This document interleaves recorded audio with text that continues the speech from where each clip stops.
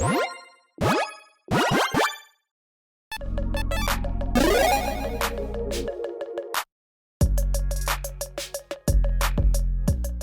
everyone, Mitch coming in from Not the Commander's Corps studio. Welcome to the show. So today's episode comes to you courtesy of Connie, who's been supporting this channel as a general tier patron, and I truly couldn't do this without the support from amazing patrons like Connie. So again, Connie, thank you so much. And for the personalized deck tech, well, Connie actually has a message for you.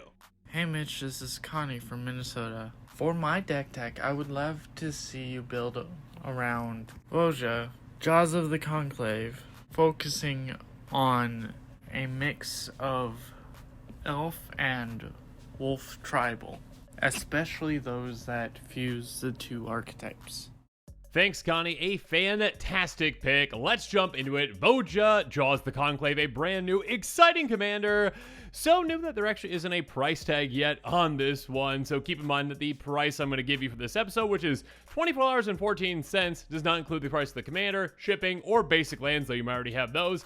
That being said, the rest of the budget is incredibly cheap. Again, just 50 cents or less per card.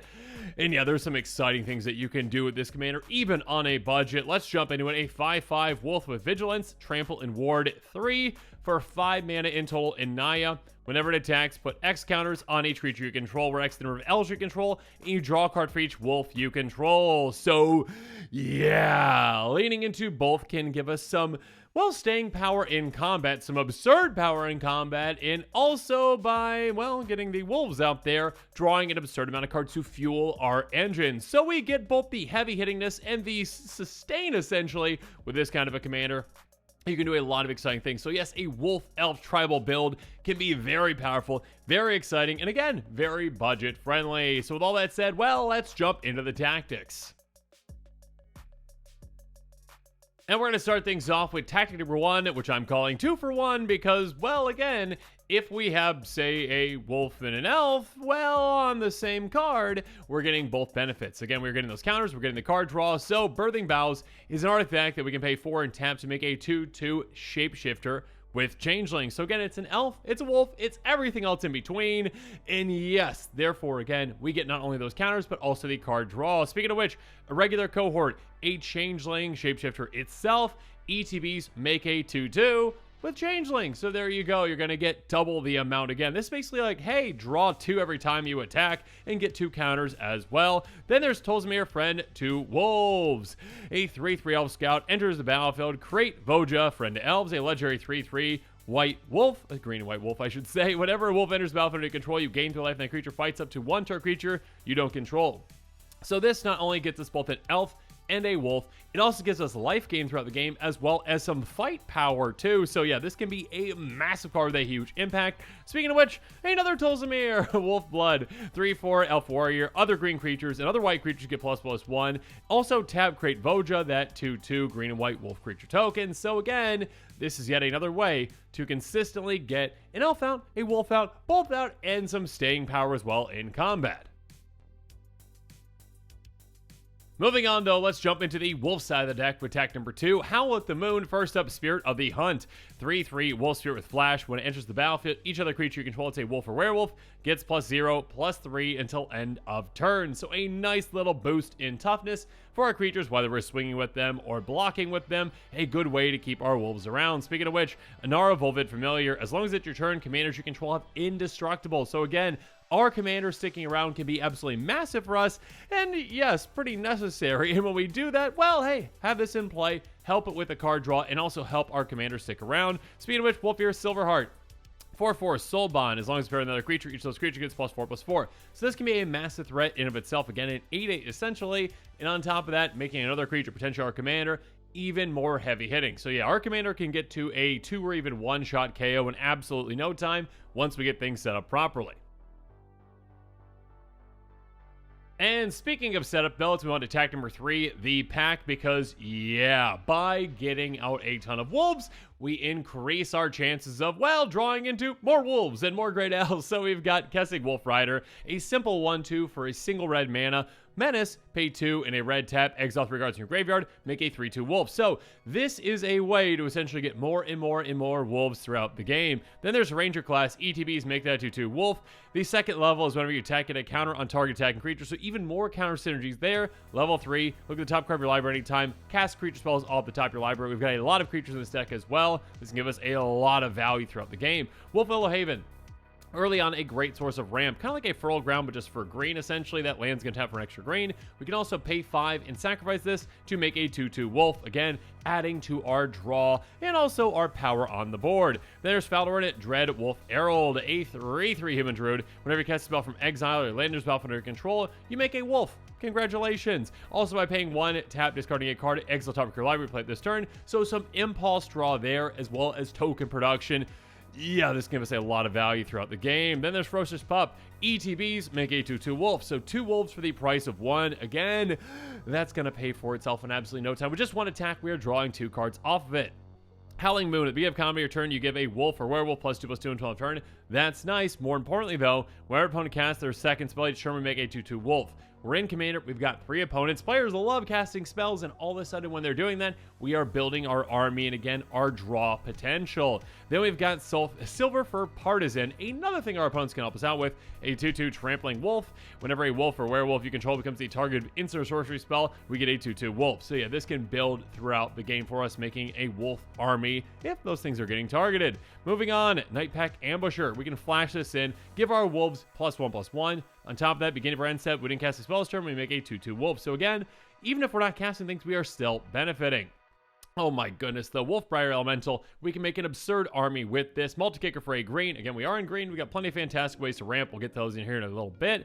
Enters the battlefield, make a 2/2 wolf for each time it was kicked. So yeah, this can make an army in absolutely no time for us. Then there's Ren's Run Packmaster. As I said, Huntmaster. Close enough. A 5/5 champion and elf. So essentially, yeah, temporarily get rid of one of our elves. It'll come back though. Pay 2 in a green, get a 2/2 green wolf creature token on the battlefield. In wolves, we control Death Touch. So this helps out in multiple ways. Again, utilize, well, that mana that we're going to be producing to make a wolf army. And also, our wolves are going to have Death Touch, making them even deadlier. Next up, Kessig Cage Breakers. Whenever attacks, you get a 2/2 green wolf creature token. It's tapped and attacking for each creature in your graveyard. This can be a ton. This can be a massive amount, making a massive army to help us draw even more.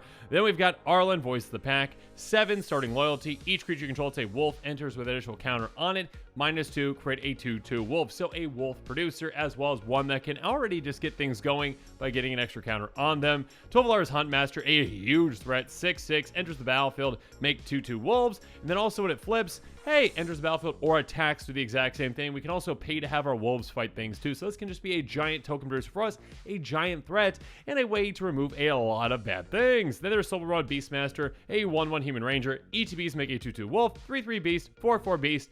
And on top of that, again, creature tokens you control have Death Touch. So this is just a really deadly way to make our wolf creature tokens and our elf creature tokens we'll get to here in a little bit even deadlier, and also make a wolf in the process. Now, as good as all these cards are, there is one in my opinion that stands above the rest, and that is a golden pig of this stack. Tactic number 4, Feed the Pack. Enchantment for 6 mana. Beginning of your end step, you may sacrifice a non-token creature. If you do, make X 2/2 green wolf creature tokens or X sacrifice creature's toughness. This is a repeatable source of wolf generation. My goodness. Again, the 2 sides of this deck play so well together with this card. Have the elves in play. Swing. All of a sudden, your creatures become massive. Sacrifice a creature, which again gained a lot of power thanks to our commander. Make an absurd amount of wolves to help us draw even more cards, to get more power onto things, to then make an even bigger wolf army. Yeah, this can get out of control in absolutely no time. It is such a good card, a lot of value to be had, and that is why Feed the Pack is worthy of the title of Golden Pig.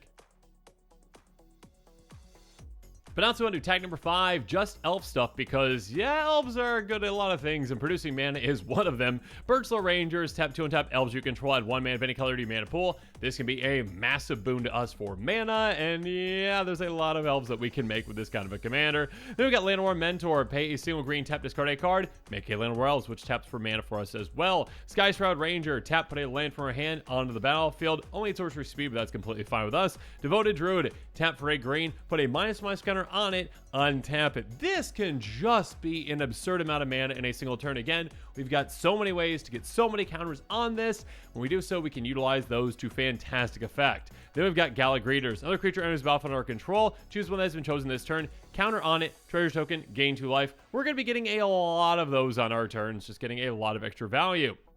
Llanowar Scout, very similar to the card we talked about earlier. Tap to get a land card from our hand on the battlefield. No restriction to sorcery speed, though. Then there's Elvish Archdruid. My goodness. Our elves get +1/+1. That's a nice little boost. Also, tap for a green for each elf we control. This is an absurd amount of mana. A giant boost to us, and yeah, this can be pretty absurd in no time. Then there's Elvish Rejuvenator, ETBs. Look at the top 5 cards of your library. Get a land from among them on the battlefield. Tap, so some nice land ramp there. Speaking of which, for our Haven Elf, search your library for any basic when the ETBs get it into play. Tapped, Rishkar, Pima Renegade.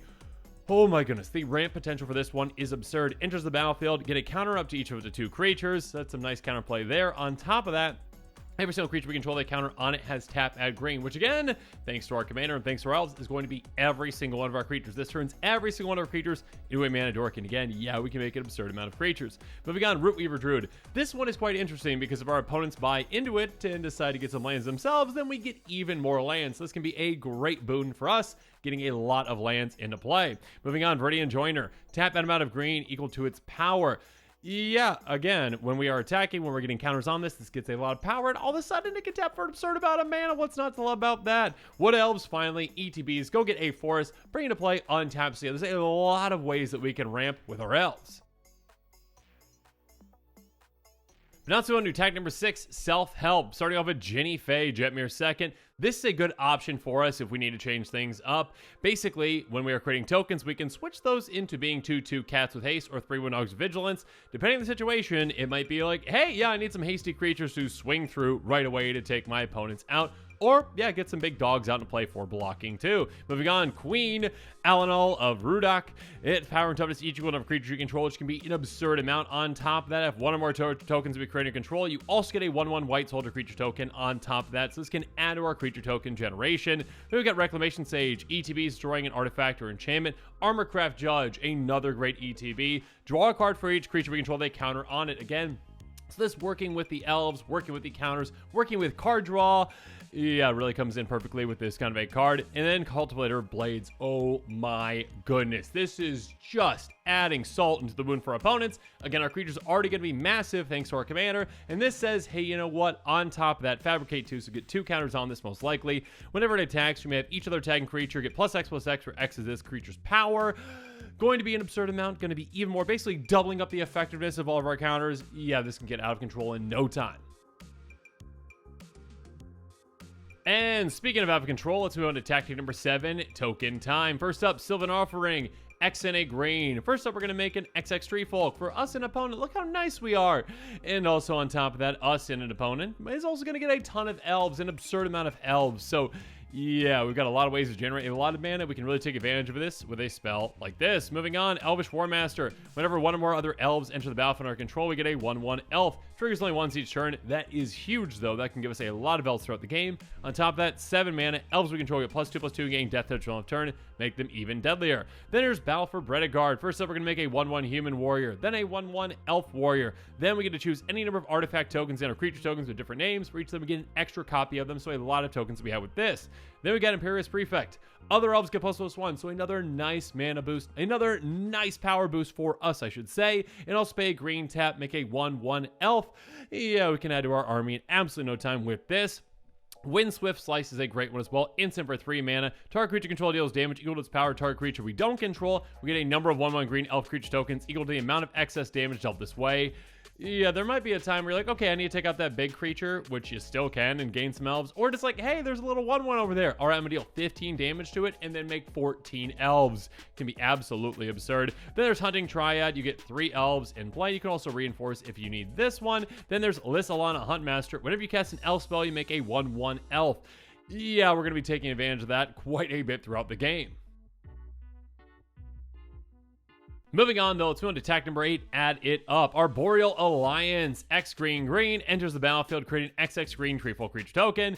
But on top of that, though, whenever you attack with one or more elves, you populate. So being able to make more and more and more creature tokens of, again, either an elf or a wolf, or yeah, sure, a tree folk. If you really want to do that, go for it. Then there's Rootborn Defenses. Populate, creature control, get indestructible on turn. 3 mana to protect your entire team and also get an extra creature. What's not to love about that? Selesnya Uologist, repeatable population, absurd. 3 mana. Exile creature from a graveyard, so some graveyard hate there, which can be great. And also, yeah, make another creature token. Last night together, choose 2 target creatures, untap them, 2 counters on each of them. They gain vigilance, indestructible, haste till end of turn. After this maze phase, usual combat phase, only those creatures can attack essentially. So yeah, being able to swing again, doubling up on that benefit from our commander can be absolutely massive again, getting more counters and getting more card draw. And of course, in a similar way, hey, get an extra combat with Resurgence. Creature control gain first strike, vigilance on a turn, additional combat essentially for you. So yeah, that can be a massive impact, can be game ending, or just can give you an absurd amount of value. But also into tag number 9, break stuff, and break stuff we shall with Cankerbloom. Pay 1, sacrifice or an artifact or enchantment, or proliferate, get even more counters on your creatures. Sunder and Growth, speaking of more, destroy an artifact enchantment, also populate, so yeah, get an extra creature token. Viridian Zealot, an elf that can help us out. Pay 1 and a green, sacrifice, destroy an artifact or enchantment. Generous Gift, replace something with an elephant. Look how nice you are. Destroy a permanent, give them an elephant. Mercy Killing, speaking of getting rid of something, target creature controller sacrifices it, and then gets X/1/1 green and white elf creature tokens or X the creature's power. In desperation, we can use this as an opponent's creature, or utilize it on one of your own giant creatures and make an absurd amount of elves out of absolutely nowhere. Sprouting Renewal is next. Choose 1, make a 2/2 elf, or destroy an artifact or enchantment. Then we've got Decimate. A lot of things we're going to destroy with this. Artifact, creature, enchantment, and land. A great way to wipe things out. No Man's Shepherd, speaking of which, we're going to have a lot of creatures in play. Tap 4 of them, destroy an artifact or enchantment. This can wipe the board of artifacts and enchantments in absolutely no time. At some point, you're making it possible for our opponents to actually stick anything in play. Cleansing Nova is a great flexible board wipe. Destroy all creatures or all artifacts and enchantments, depending on the situation that we are in. Or just a nice panic button here with the Chroma's Vengeance. Destroy all artifacts, creatures, and enchantments, or cycle it away if you don't need it. But now as this episode is coming to a close, it's time for me to hear from you. So in the comments below, let me know what your thoughts are on this deck. If you are interested in this deck, make sure you check out that deck list link in the description below. And of course, as always, thanks again and have a good one. This show and episodes like this one are possible thanks to viewers like you. If you're looking for an easy way to help support this show, make sure that you like, share, and subscribe. Also, hit that bell notification icon so you don't miss any new episodes. You can also go check out our playmats and other merchandise at thecommandersquarters.com. We also have a ton of brand new t-shirt designs in stock, so make sure you check out those as well. Another easy way to support this show is with our TCG player affiliate links. So whether you're buying a deck or individual cards, you can use this general link right here or one in the description. And the final way that you can support this show is by supporting us directly by becoming a patron. There are many benefits to being a patron, and I truly couldn't do this without all of their support.